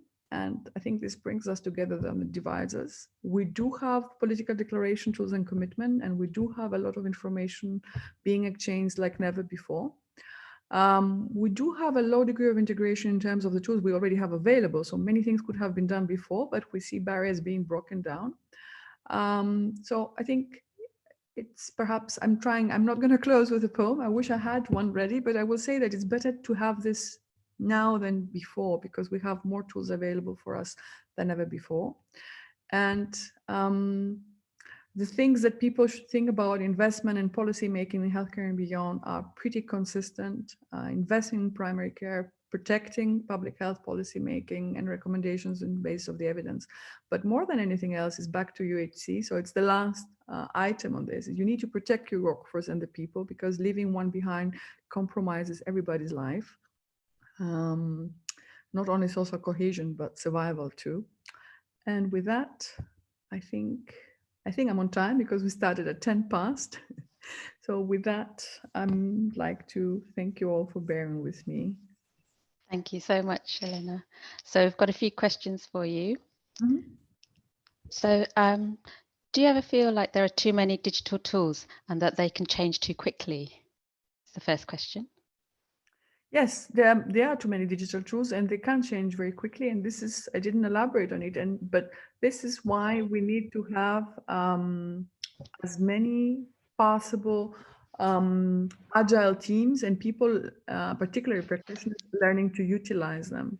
So it's not only that we have many tools, is we do not have guidelines or, if you like, some sort of indication or instruction on what to use, what not to use, and what risk each of every tool represents or may hide. Thank you. The statement that the ICD-11 works with any software seems impressive. Is this too big a promise? It's not that it works with any software, it's that it allows systems to cross-talk. So theoretically, if you have an application, you can set an API on it, and I'm saying it very broadly, but there's information in the WHO site, and I will also send some to disseminate. theoretically, you can extract and make the data meaningful. So it's not like necessarily that you have the systems talking to each other, but it's like you can have somebody translating in between two systems. So it's a coding system. And if it's implemented, because it's not yet fully implemented, yes, we are better off than we ever were before. Or I'm optimistic, but yeah. Thank you. Why do you think countries struggle with interoperability, and will we ever reach a stage where we can achieve interoperability in Europe or internationally? Well, interoperability is a difficult word, but it's nothing more than being able to talk the same language as two people. I think historically, because the systems evolve very differently. And for example, for primary care practice, people that wanted to be the very young and optimistic, or were very old but very sort of disruptive, they wanted to put a health record in place, and this is 20 years ago. Or somebody wanted to develop an app or develop a system. So where there was a willingness or resource or political will to invest in that, it happened. I mean, Estonia went completely digital in 2010, and that has not yet happened in Germany. It's not a question only of resources, it's a question of different factors coming together. But having said that, I think it has been very slow progress on ICT, but it is there. And with that thought, I would also like to say, for whomever is interested, that in the European Federation of Medical Informatics Group, we are reviving a group which has been there for a long time with quite famous people, if you like, the primary care group. So I would like to say that we are restarting that in September, and I'm hoping that many people would like to be there and discuss exactly this kind of thing. Thank you.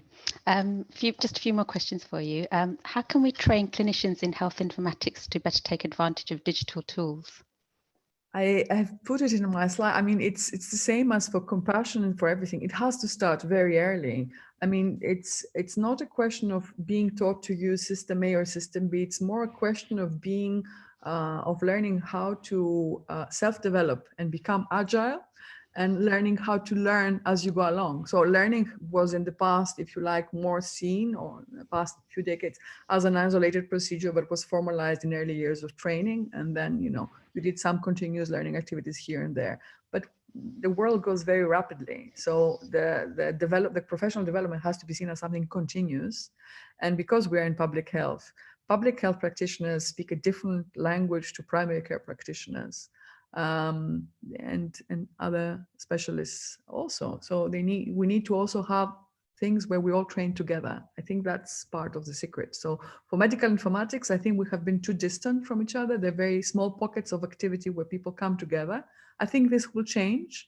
And I also think we have living labs. So I think it doesn't have to be only clinicians or practitioners and medical informatics. It can be citizens. It can even be adolescents. And I think we have the first coding event coming up. I don't know if it's today or tomorrow, from the union, on helping your child as a parent to learn to code and so on. So I think the earlier it starts, this way of thinking that we need to keep on learning, the better. Great, thank you. And one last question.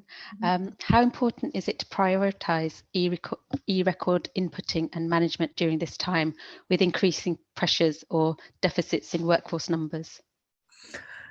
It's a very difficult question.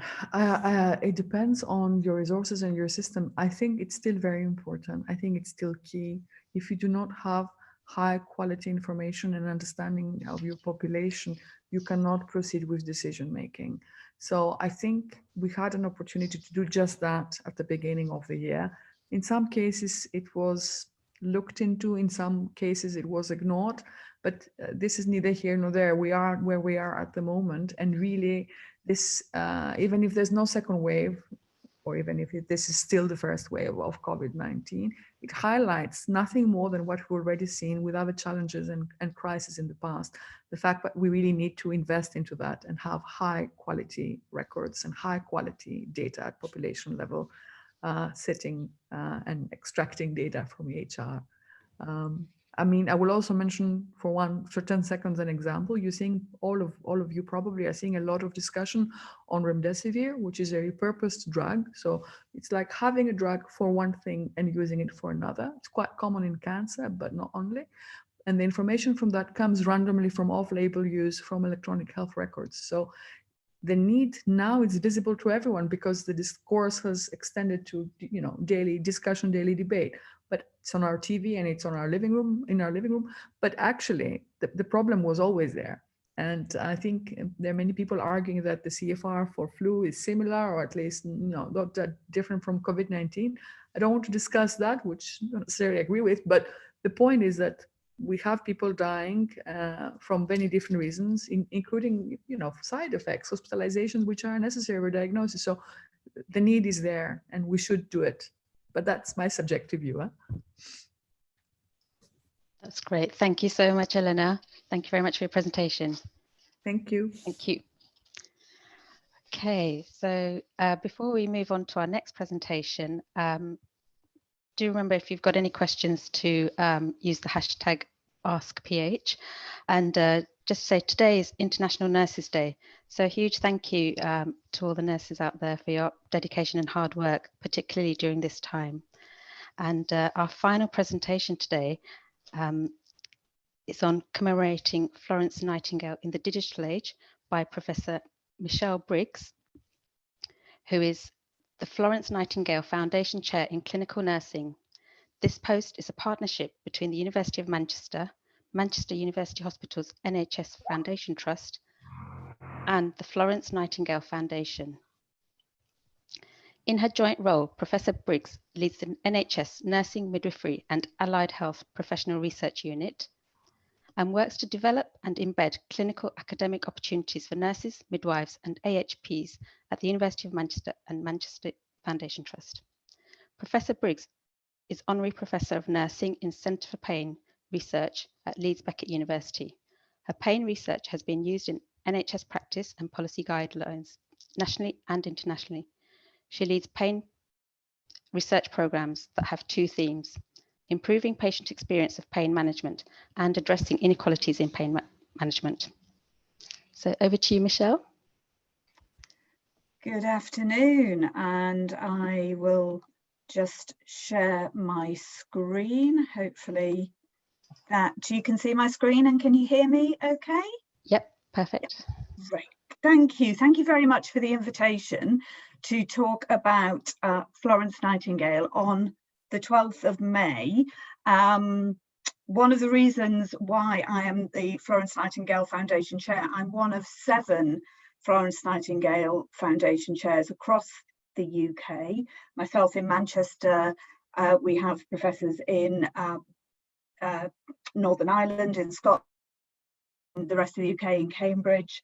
And normally this is where I would be on the 12th of May, which is a commemoration service in Westminster Abbey. We commemorate Florence Nightingale's birth every year, and that's why the 12th of May is marks the International Nurses Day, because it's not just a celebration of nursing, it's actually happy birthday to Florence Nightingale, which is one of the most famous nurses. And it's probably why, one of the reasons why the World Health Assembly designated 2020 as the International Year of the Nurse and Midwife. Now, we could never have imagined, we had lots of plans for how we were going to celebrate and commemorate Florence Nightingale's birth, but we could have never imagined celebrating it and commemorating it in the middle of a global pandemic. However, it seems to me, although in a strange way, that actually nurses' contribution has never been more valued and recognised in terms of the contribution we make to health. As you can see on this slide, 50% of the global health workforce are nurses and midwives. And we could do with many more. And we've seen an expansion, certainly in the UK, of the nursing workforce. And I think that actually, in a very strange way, facing head-on a global pandemic with the courage and compassion that we've seen nurses and midwives face has shown how much of a powerful force they can be, both using data, innovating and leading research to save lives. I think that's a very good way to commemorate Florence Nightingale's memory, bearing in mind that's precisely what she did 200 years ago. But what is her legacy? You can see here that very often we think of Florence Nightingale as the lady with the lamp. And within COVID-19 pandemic, highlighting the similarities of her experience with nursing staff today, it's easy to think that that's who we are as nurses. We're ladies with lamps, we're compassionate, caring people. However, that image only just scratches the surface, and the public are beginning to see that actually, certainly from the nurse at this moment in time, the reach of our care and compassion and knowledge makes such a difference. But it also scratches the surface of Florence Nightingale, because she was at her heart an epidemiologist and a statistician, a great communicator, and probably, although I'm hesitating to say this, probably the first proponent of data visualization 200 years ago. And we've seen more than any other time how important it is to easily communicate complex data and complex statistics. This is a diagram you may have seen, but one of the key things that Florence Nightingale is famous for, or is designing and coming up with the first ever pie chart. This is an example of the pie chart, and when she witnessed the appalling conditions that the soldiers were being cared for in the Crimean War, one of the things that she did with statistician colleagues William Farr and John Sutherland, learned how to use statistics to try and understand and predict mortality. You can see why, you can see how this resonates with where we are today. And she developed these visual representations to try and convey the complex situation that she saw, and she was able to communicate that actually soldiers within this war were more likely to die of disease and infection, and more likely to die of their wound infections than they were from their battle injuries. And one of her key contributions, so she contributed to statistics, and in fact she is one of the first female members of the Royal Statistical Society in 1858 in the UK, and she continued to collect data, and Nightingale transformed clinical hygiene practices across hospitals and amazingly decreased the deaths by an astounding 99%. By simply washing your hands. It's interesting to see that those campaigns of washing your hands, that message is still as strong today. And it's interesting to read the notes on nursing from 1859, where she talks about the benefits of infection control in terms of fresh air, outdoor spaces, and washing your hands. So what I'm going to do, so that's a little bit of background around Florence Nightingale, and what I'd like to do is try and give you a 21st century example of how nurses today are using data and looking at what we have to try and improve patients' experiences. This is the research programme that I'm involved in, but I wouldn't be true to Florence Nightingale if I didn't give you some statistics around pain research. In the UK, just under half of the population have some degree of chronic pain. That's huge. And in a way, that's some degree. A lot of people are living very successfully with that chronic pain, but 8 million have a disabling pain that requires support. 4 out of the top 12 disabling conditions globally are persistent pain conditions. And 66% of people seeking help with pain as an emergency have often previously had 3 visits to a healthcare professional in the preceding 6 months. It's a huge burden, and certainly as pain researchers, we're interested to see how that changes as we move into this new phase of where healthcare is being organised very differently. But as you can see, in comparison, it's certainly bigger than a lot of the other chronic conditions that we care for.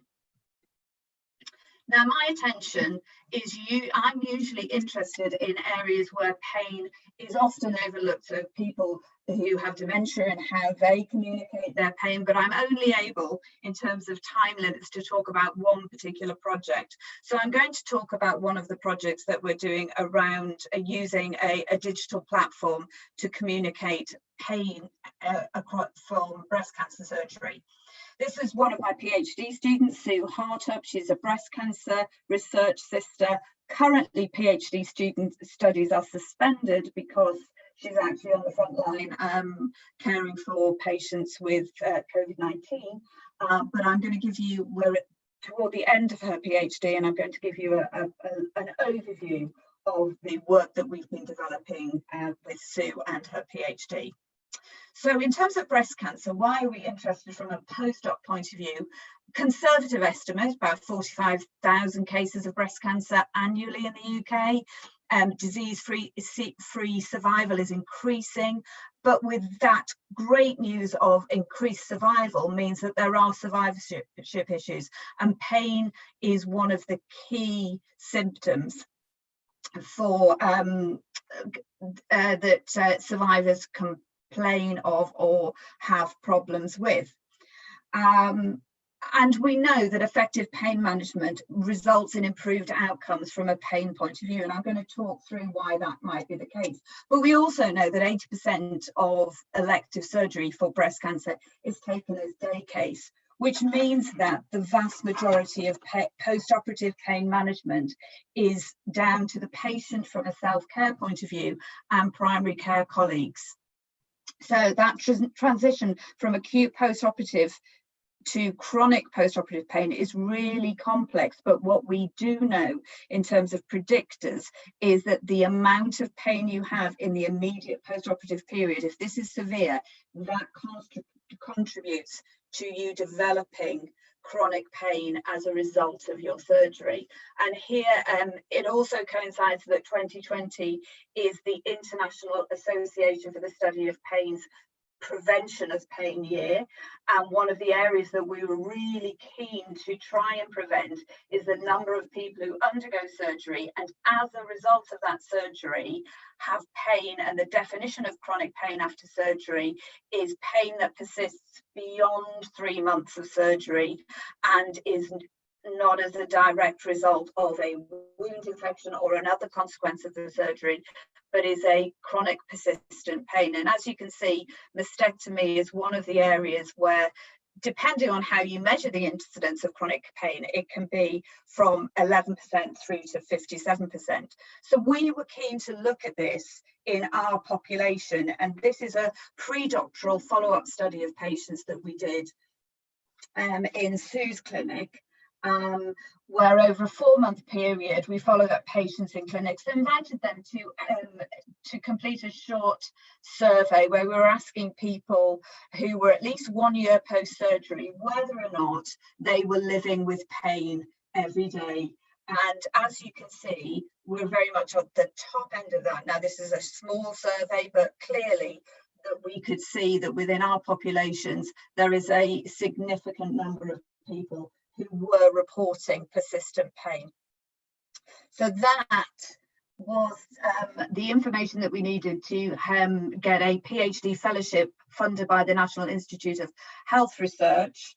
That was funded in 2016, and the project that we want to do and have achieved is to develop an intervention of tailored advice for post-surgical pain management at home. And we wanted to develop an intervention that was helpful for patients, but also helpful for the healthcare professionals, both the surgeons, the oncologists, and the GPs who were trying to support patients in a home setting.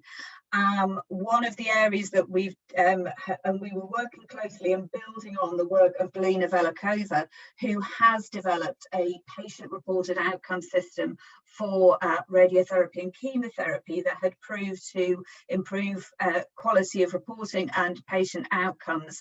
But within that patient reporting for radiotherapy and chemotherapy, there wasn't a surgical module and there wasn't a post-operative pain module. So we this PhD is developing that platform.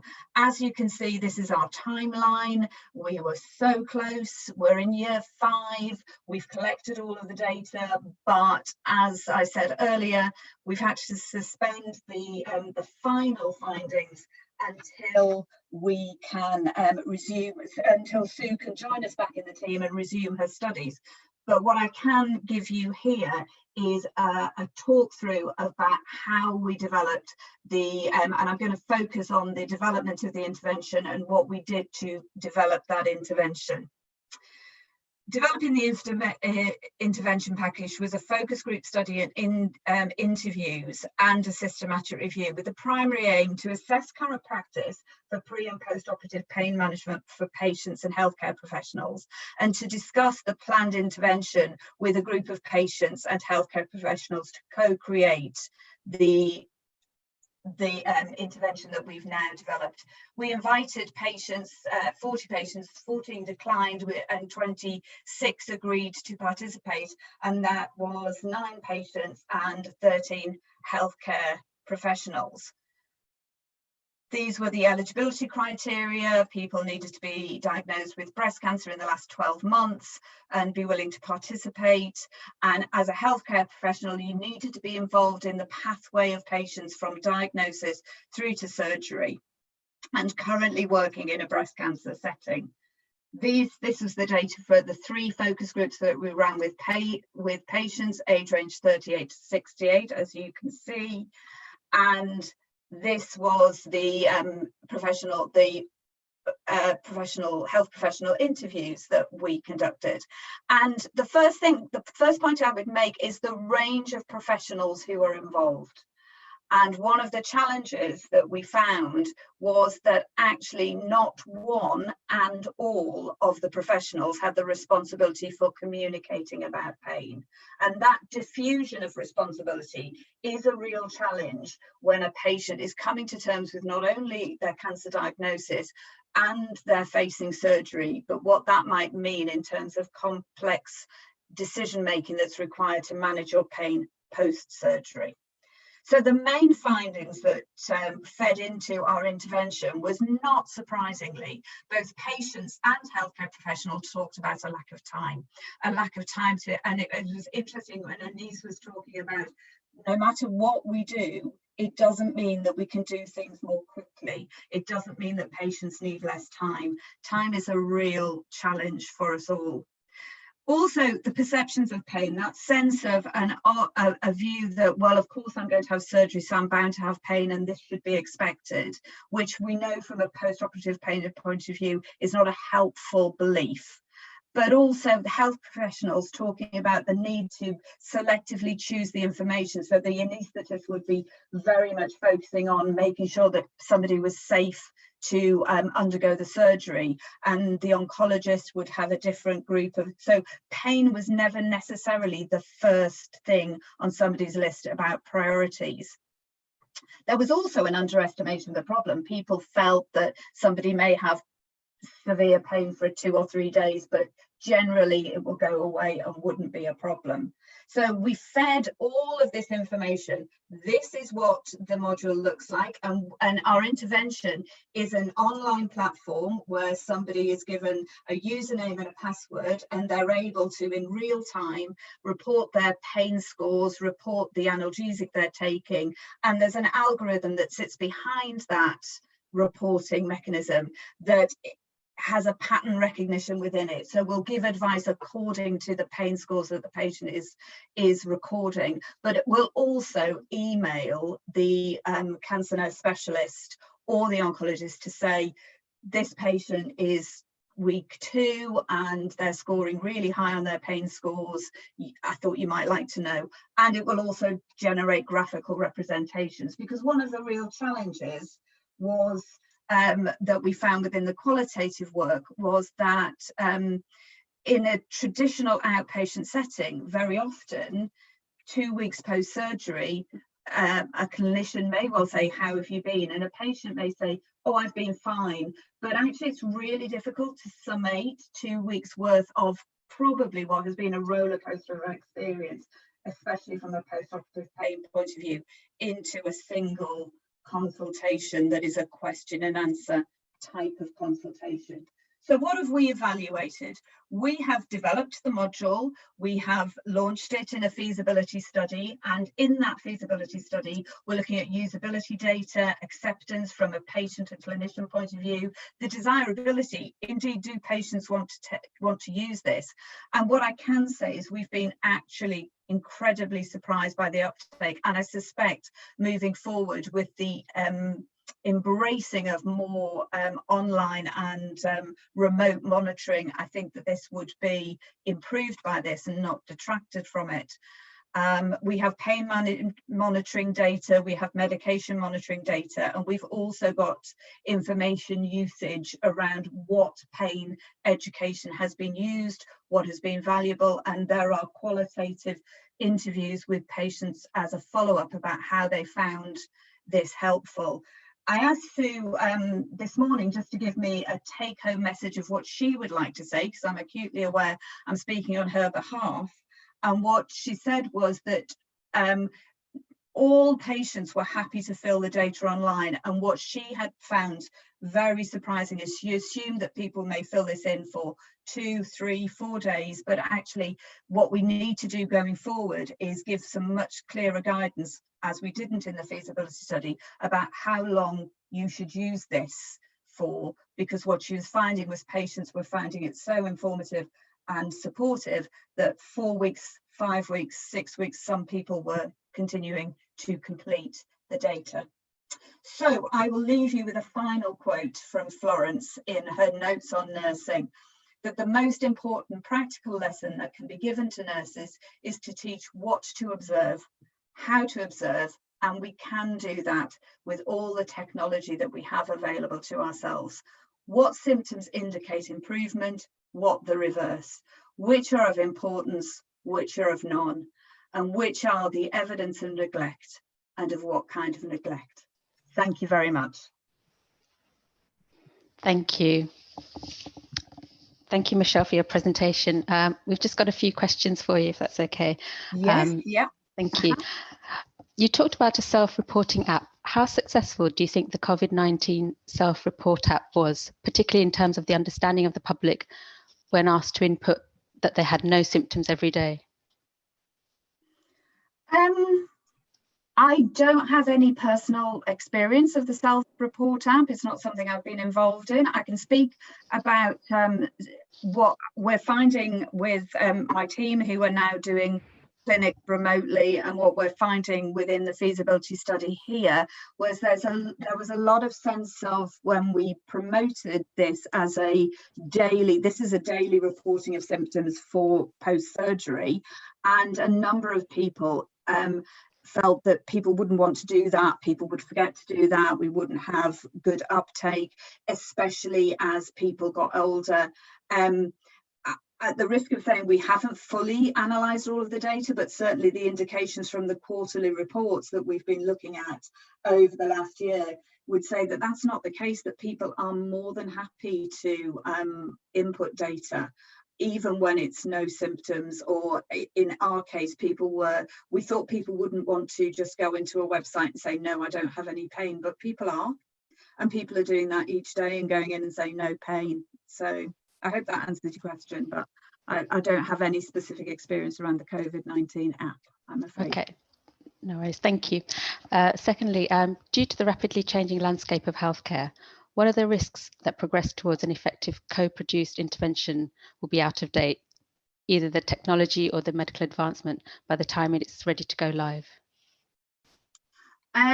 Well, actually, the Q tool, this is a platform that really, the thing that lies behind it is not the content of the advice, which can be changed and updated, but the ability to provide graphical representations of what has been happening over the last 2 weeks. So, for example, that is unlikely to go out of date. So somebody on a scale of 0 to 10 has been charting their pain, and one of the challenges is to remember how your pain has been over 2 weeks. But if you go, and this is certainly been seen with Galina Felakova's work in terms of symptom reporting for chemotherapy and radiotherapy, is that there is a difference in the consultation when a clinician says, I can see that you seem to have a lot of pain in the mornings, or I can see that actually you had a lot of pain on day 5 to day 6. Were you doing something different on that day? So that you can have much more targeted, targeted questions, targeted answers. And that's not likely to change with increased technology. Or what we're finding is that actually that interactivity is the thing that seems to be being valued rather than necessarily the knowledge part of the pain. However, we've not fully analysed the data, and we may well be able to answer that question much more effectively when the data gets fully analysed, because they're the sorts of things that we're looking at, which bit of the platform was used the most and which was the most valuable. Great, thank you. And one final question. Creating apps is expensive. Is an app the most realistic way to get patient reported outcomes? Right, so this isn't an app. So apologies if I gave the impression that this is an app. This isn't an app at all. This is a web-based platform. So this is housed within the server of the hospital. QTool is a software platform. This isn't an app on somebody's phone. Patients are given a username and a password to log in to an online platform which connects their oncologist, their surgeon, their GP, their breast cancer nurse, everybody who signs up to that, and that the patient is part of that dialogue, and they will input data onto the online platform. It's not an app. Thank you for clarifying that. That's okay. Thank you, Michelle, for a great presentation. Thank you. Thank you. That brings our webinar to a close. I'd like to thank all our guest speakers, the audience, and the MPH team here at University of Manchester. Hope you enjoyed it, and I hope you can join us tomorrow, where the theme is staying together for mental health. And as you can see on the slide, we have some great presentations, including community action and community resilience in a time of crisis, a public health perspective by Professor Jane South. We also have a presentation on community work in Edo State in Nigeria, including the impact of COVID-19 in the local community by Dr. Obo Achioman and colleagues. And finally, we have a presentation on psychosis and schizophrenia by Professor Gillian Haddock. So that brings our presentations to a close. Hope you enjoyed the presentation today, and you can watch the recordings, and hope you can join us tomorrow. Thank you very much.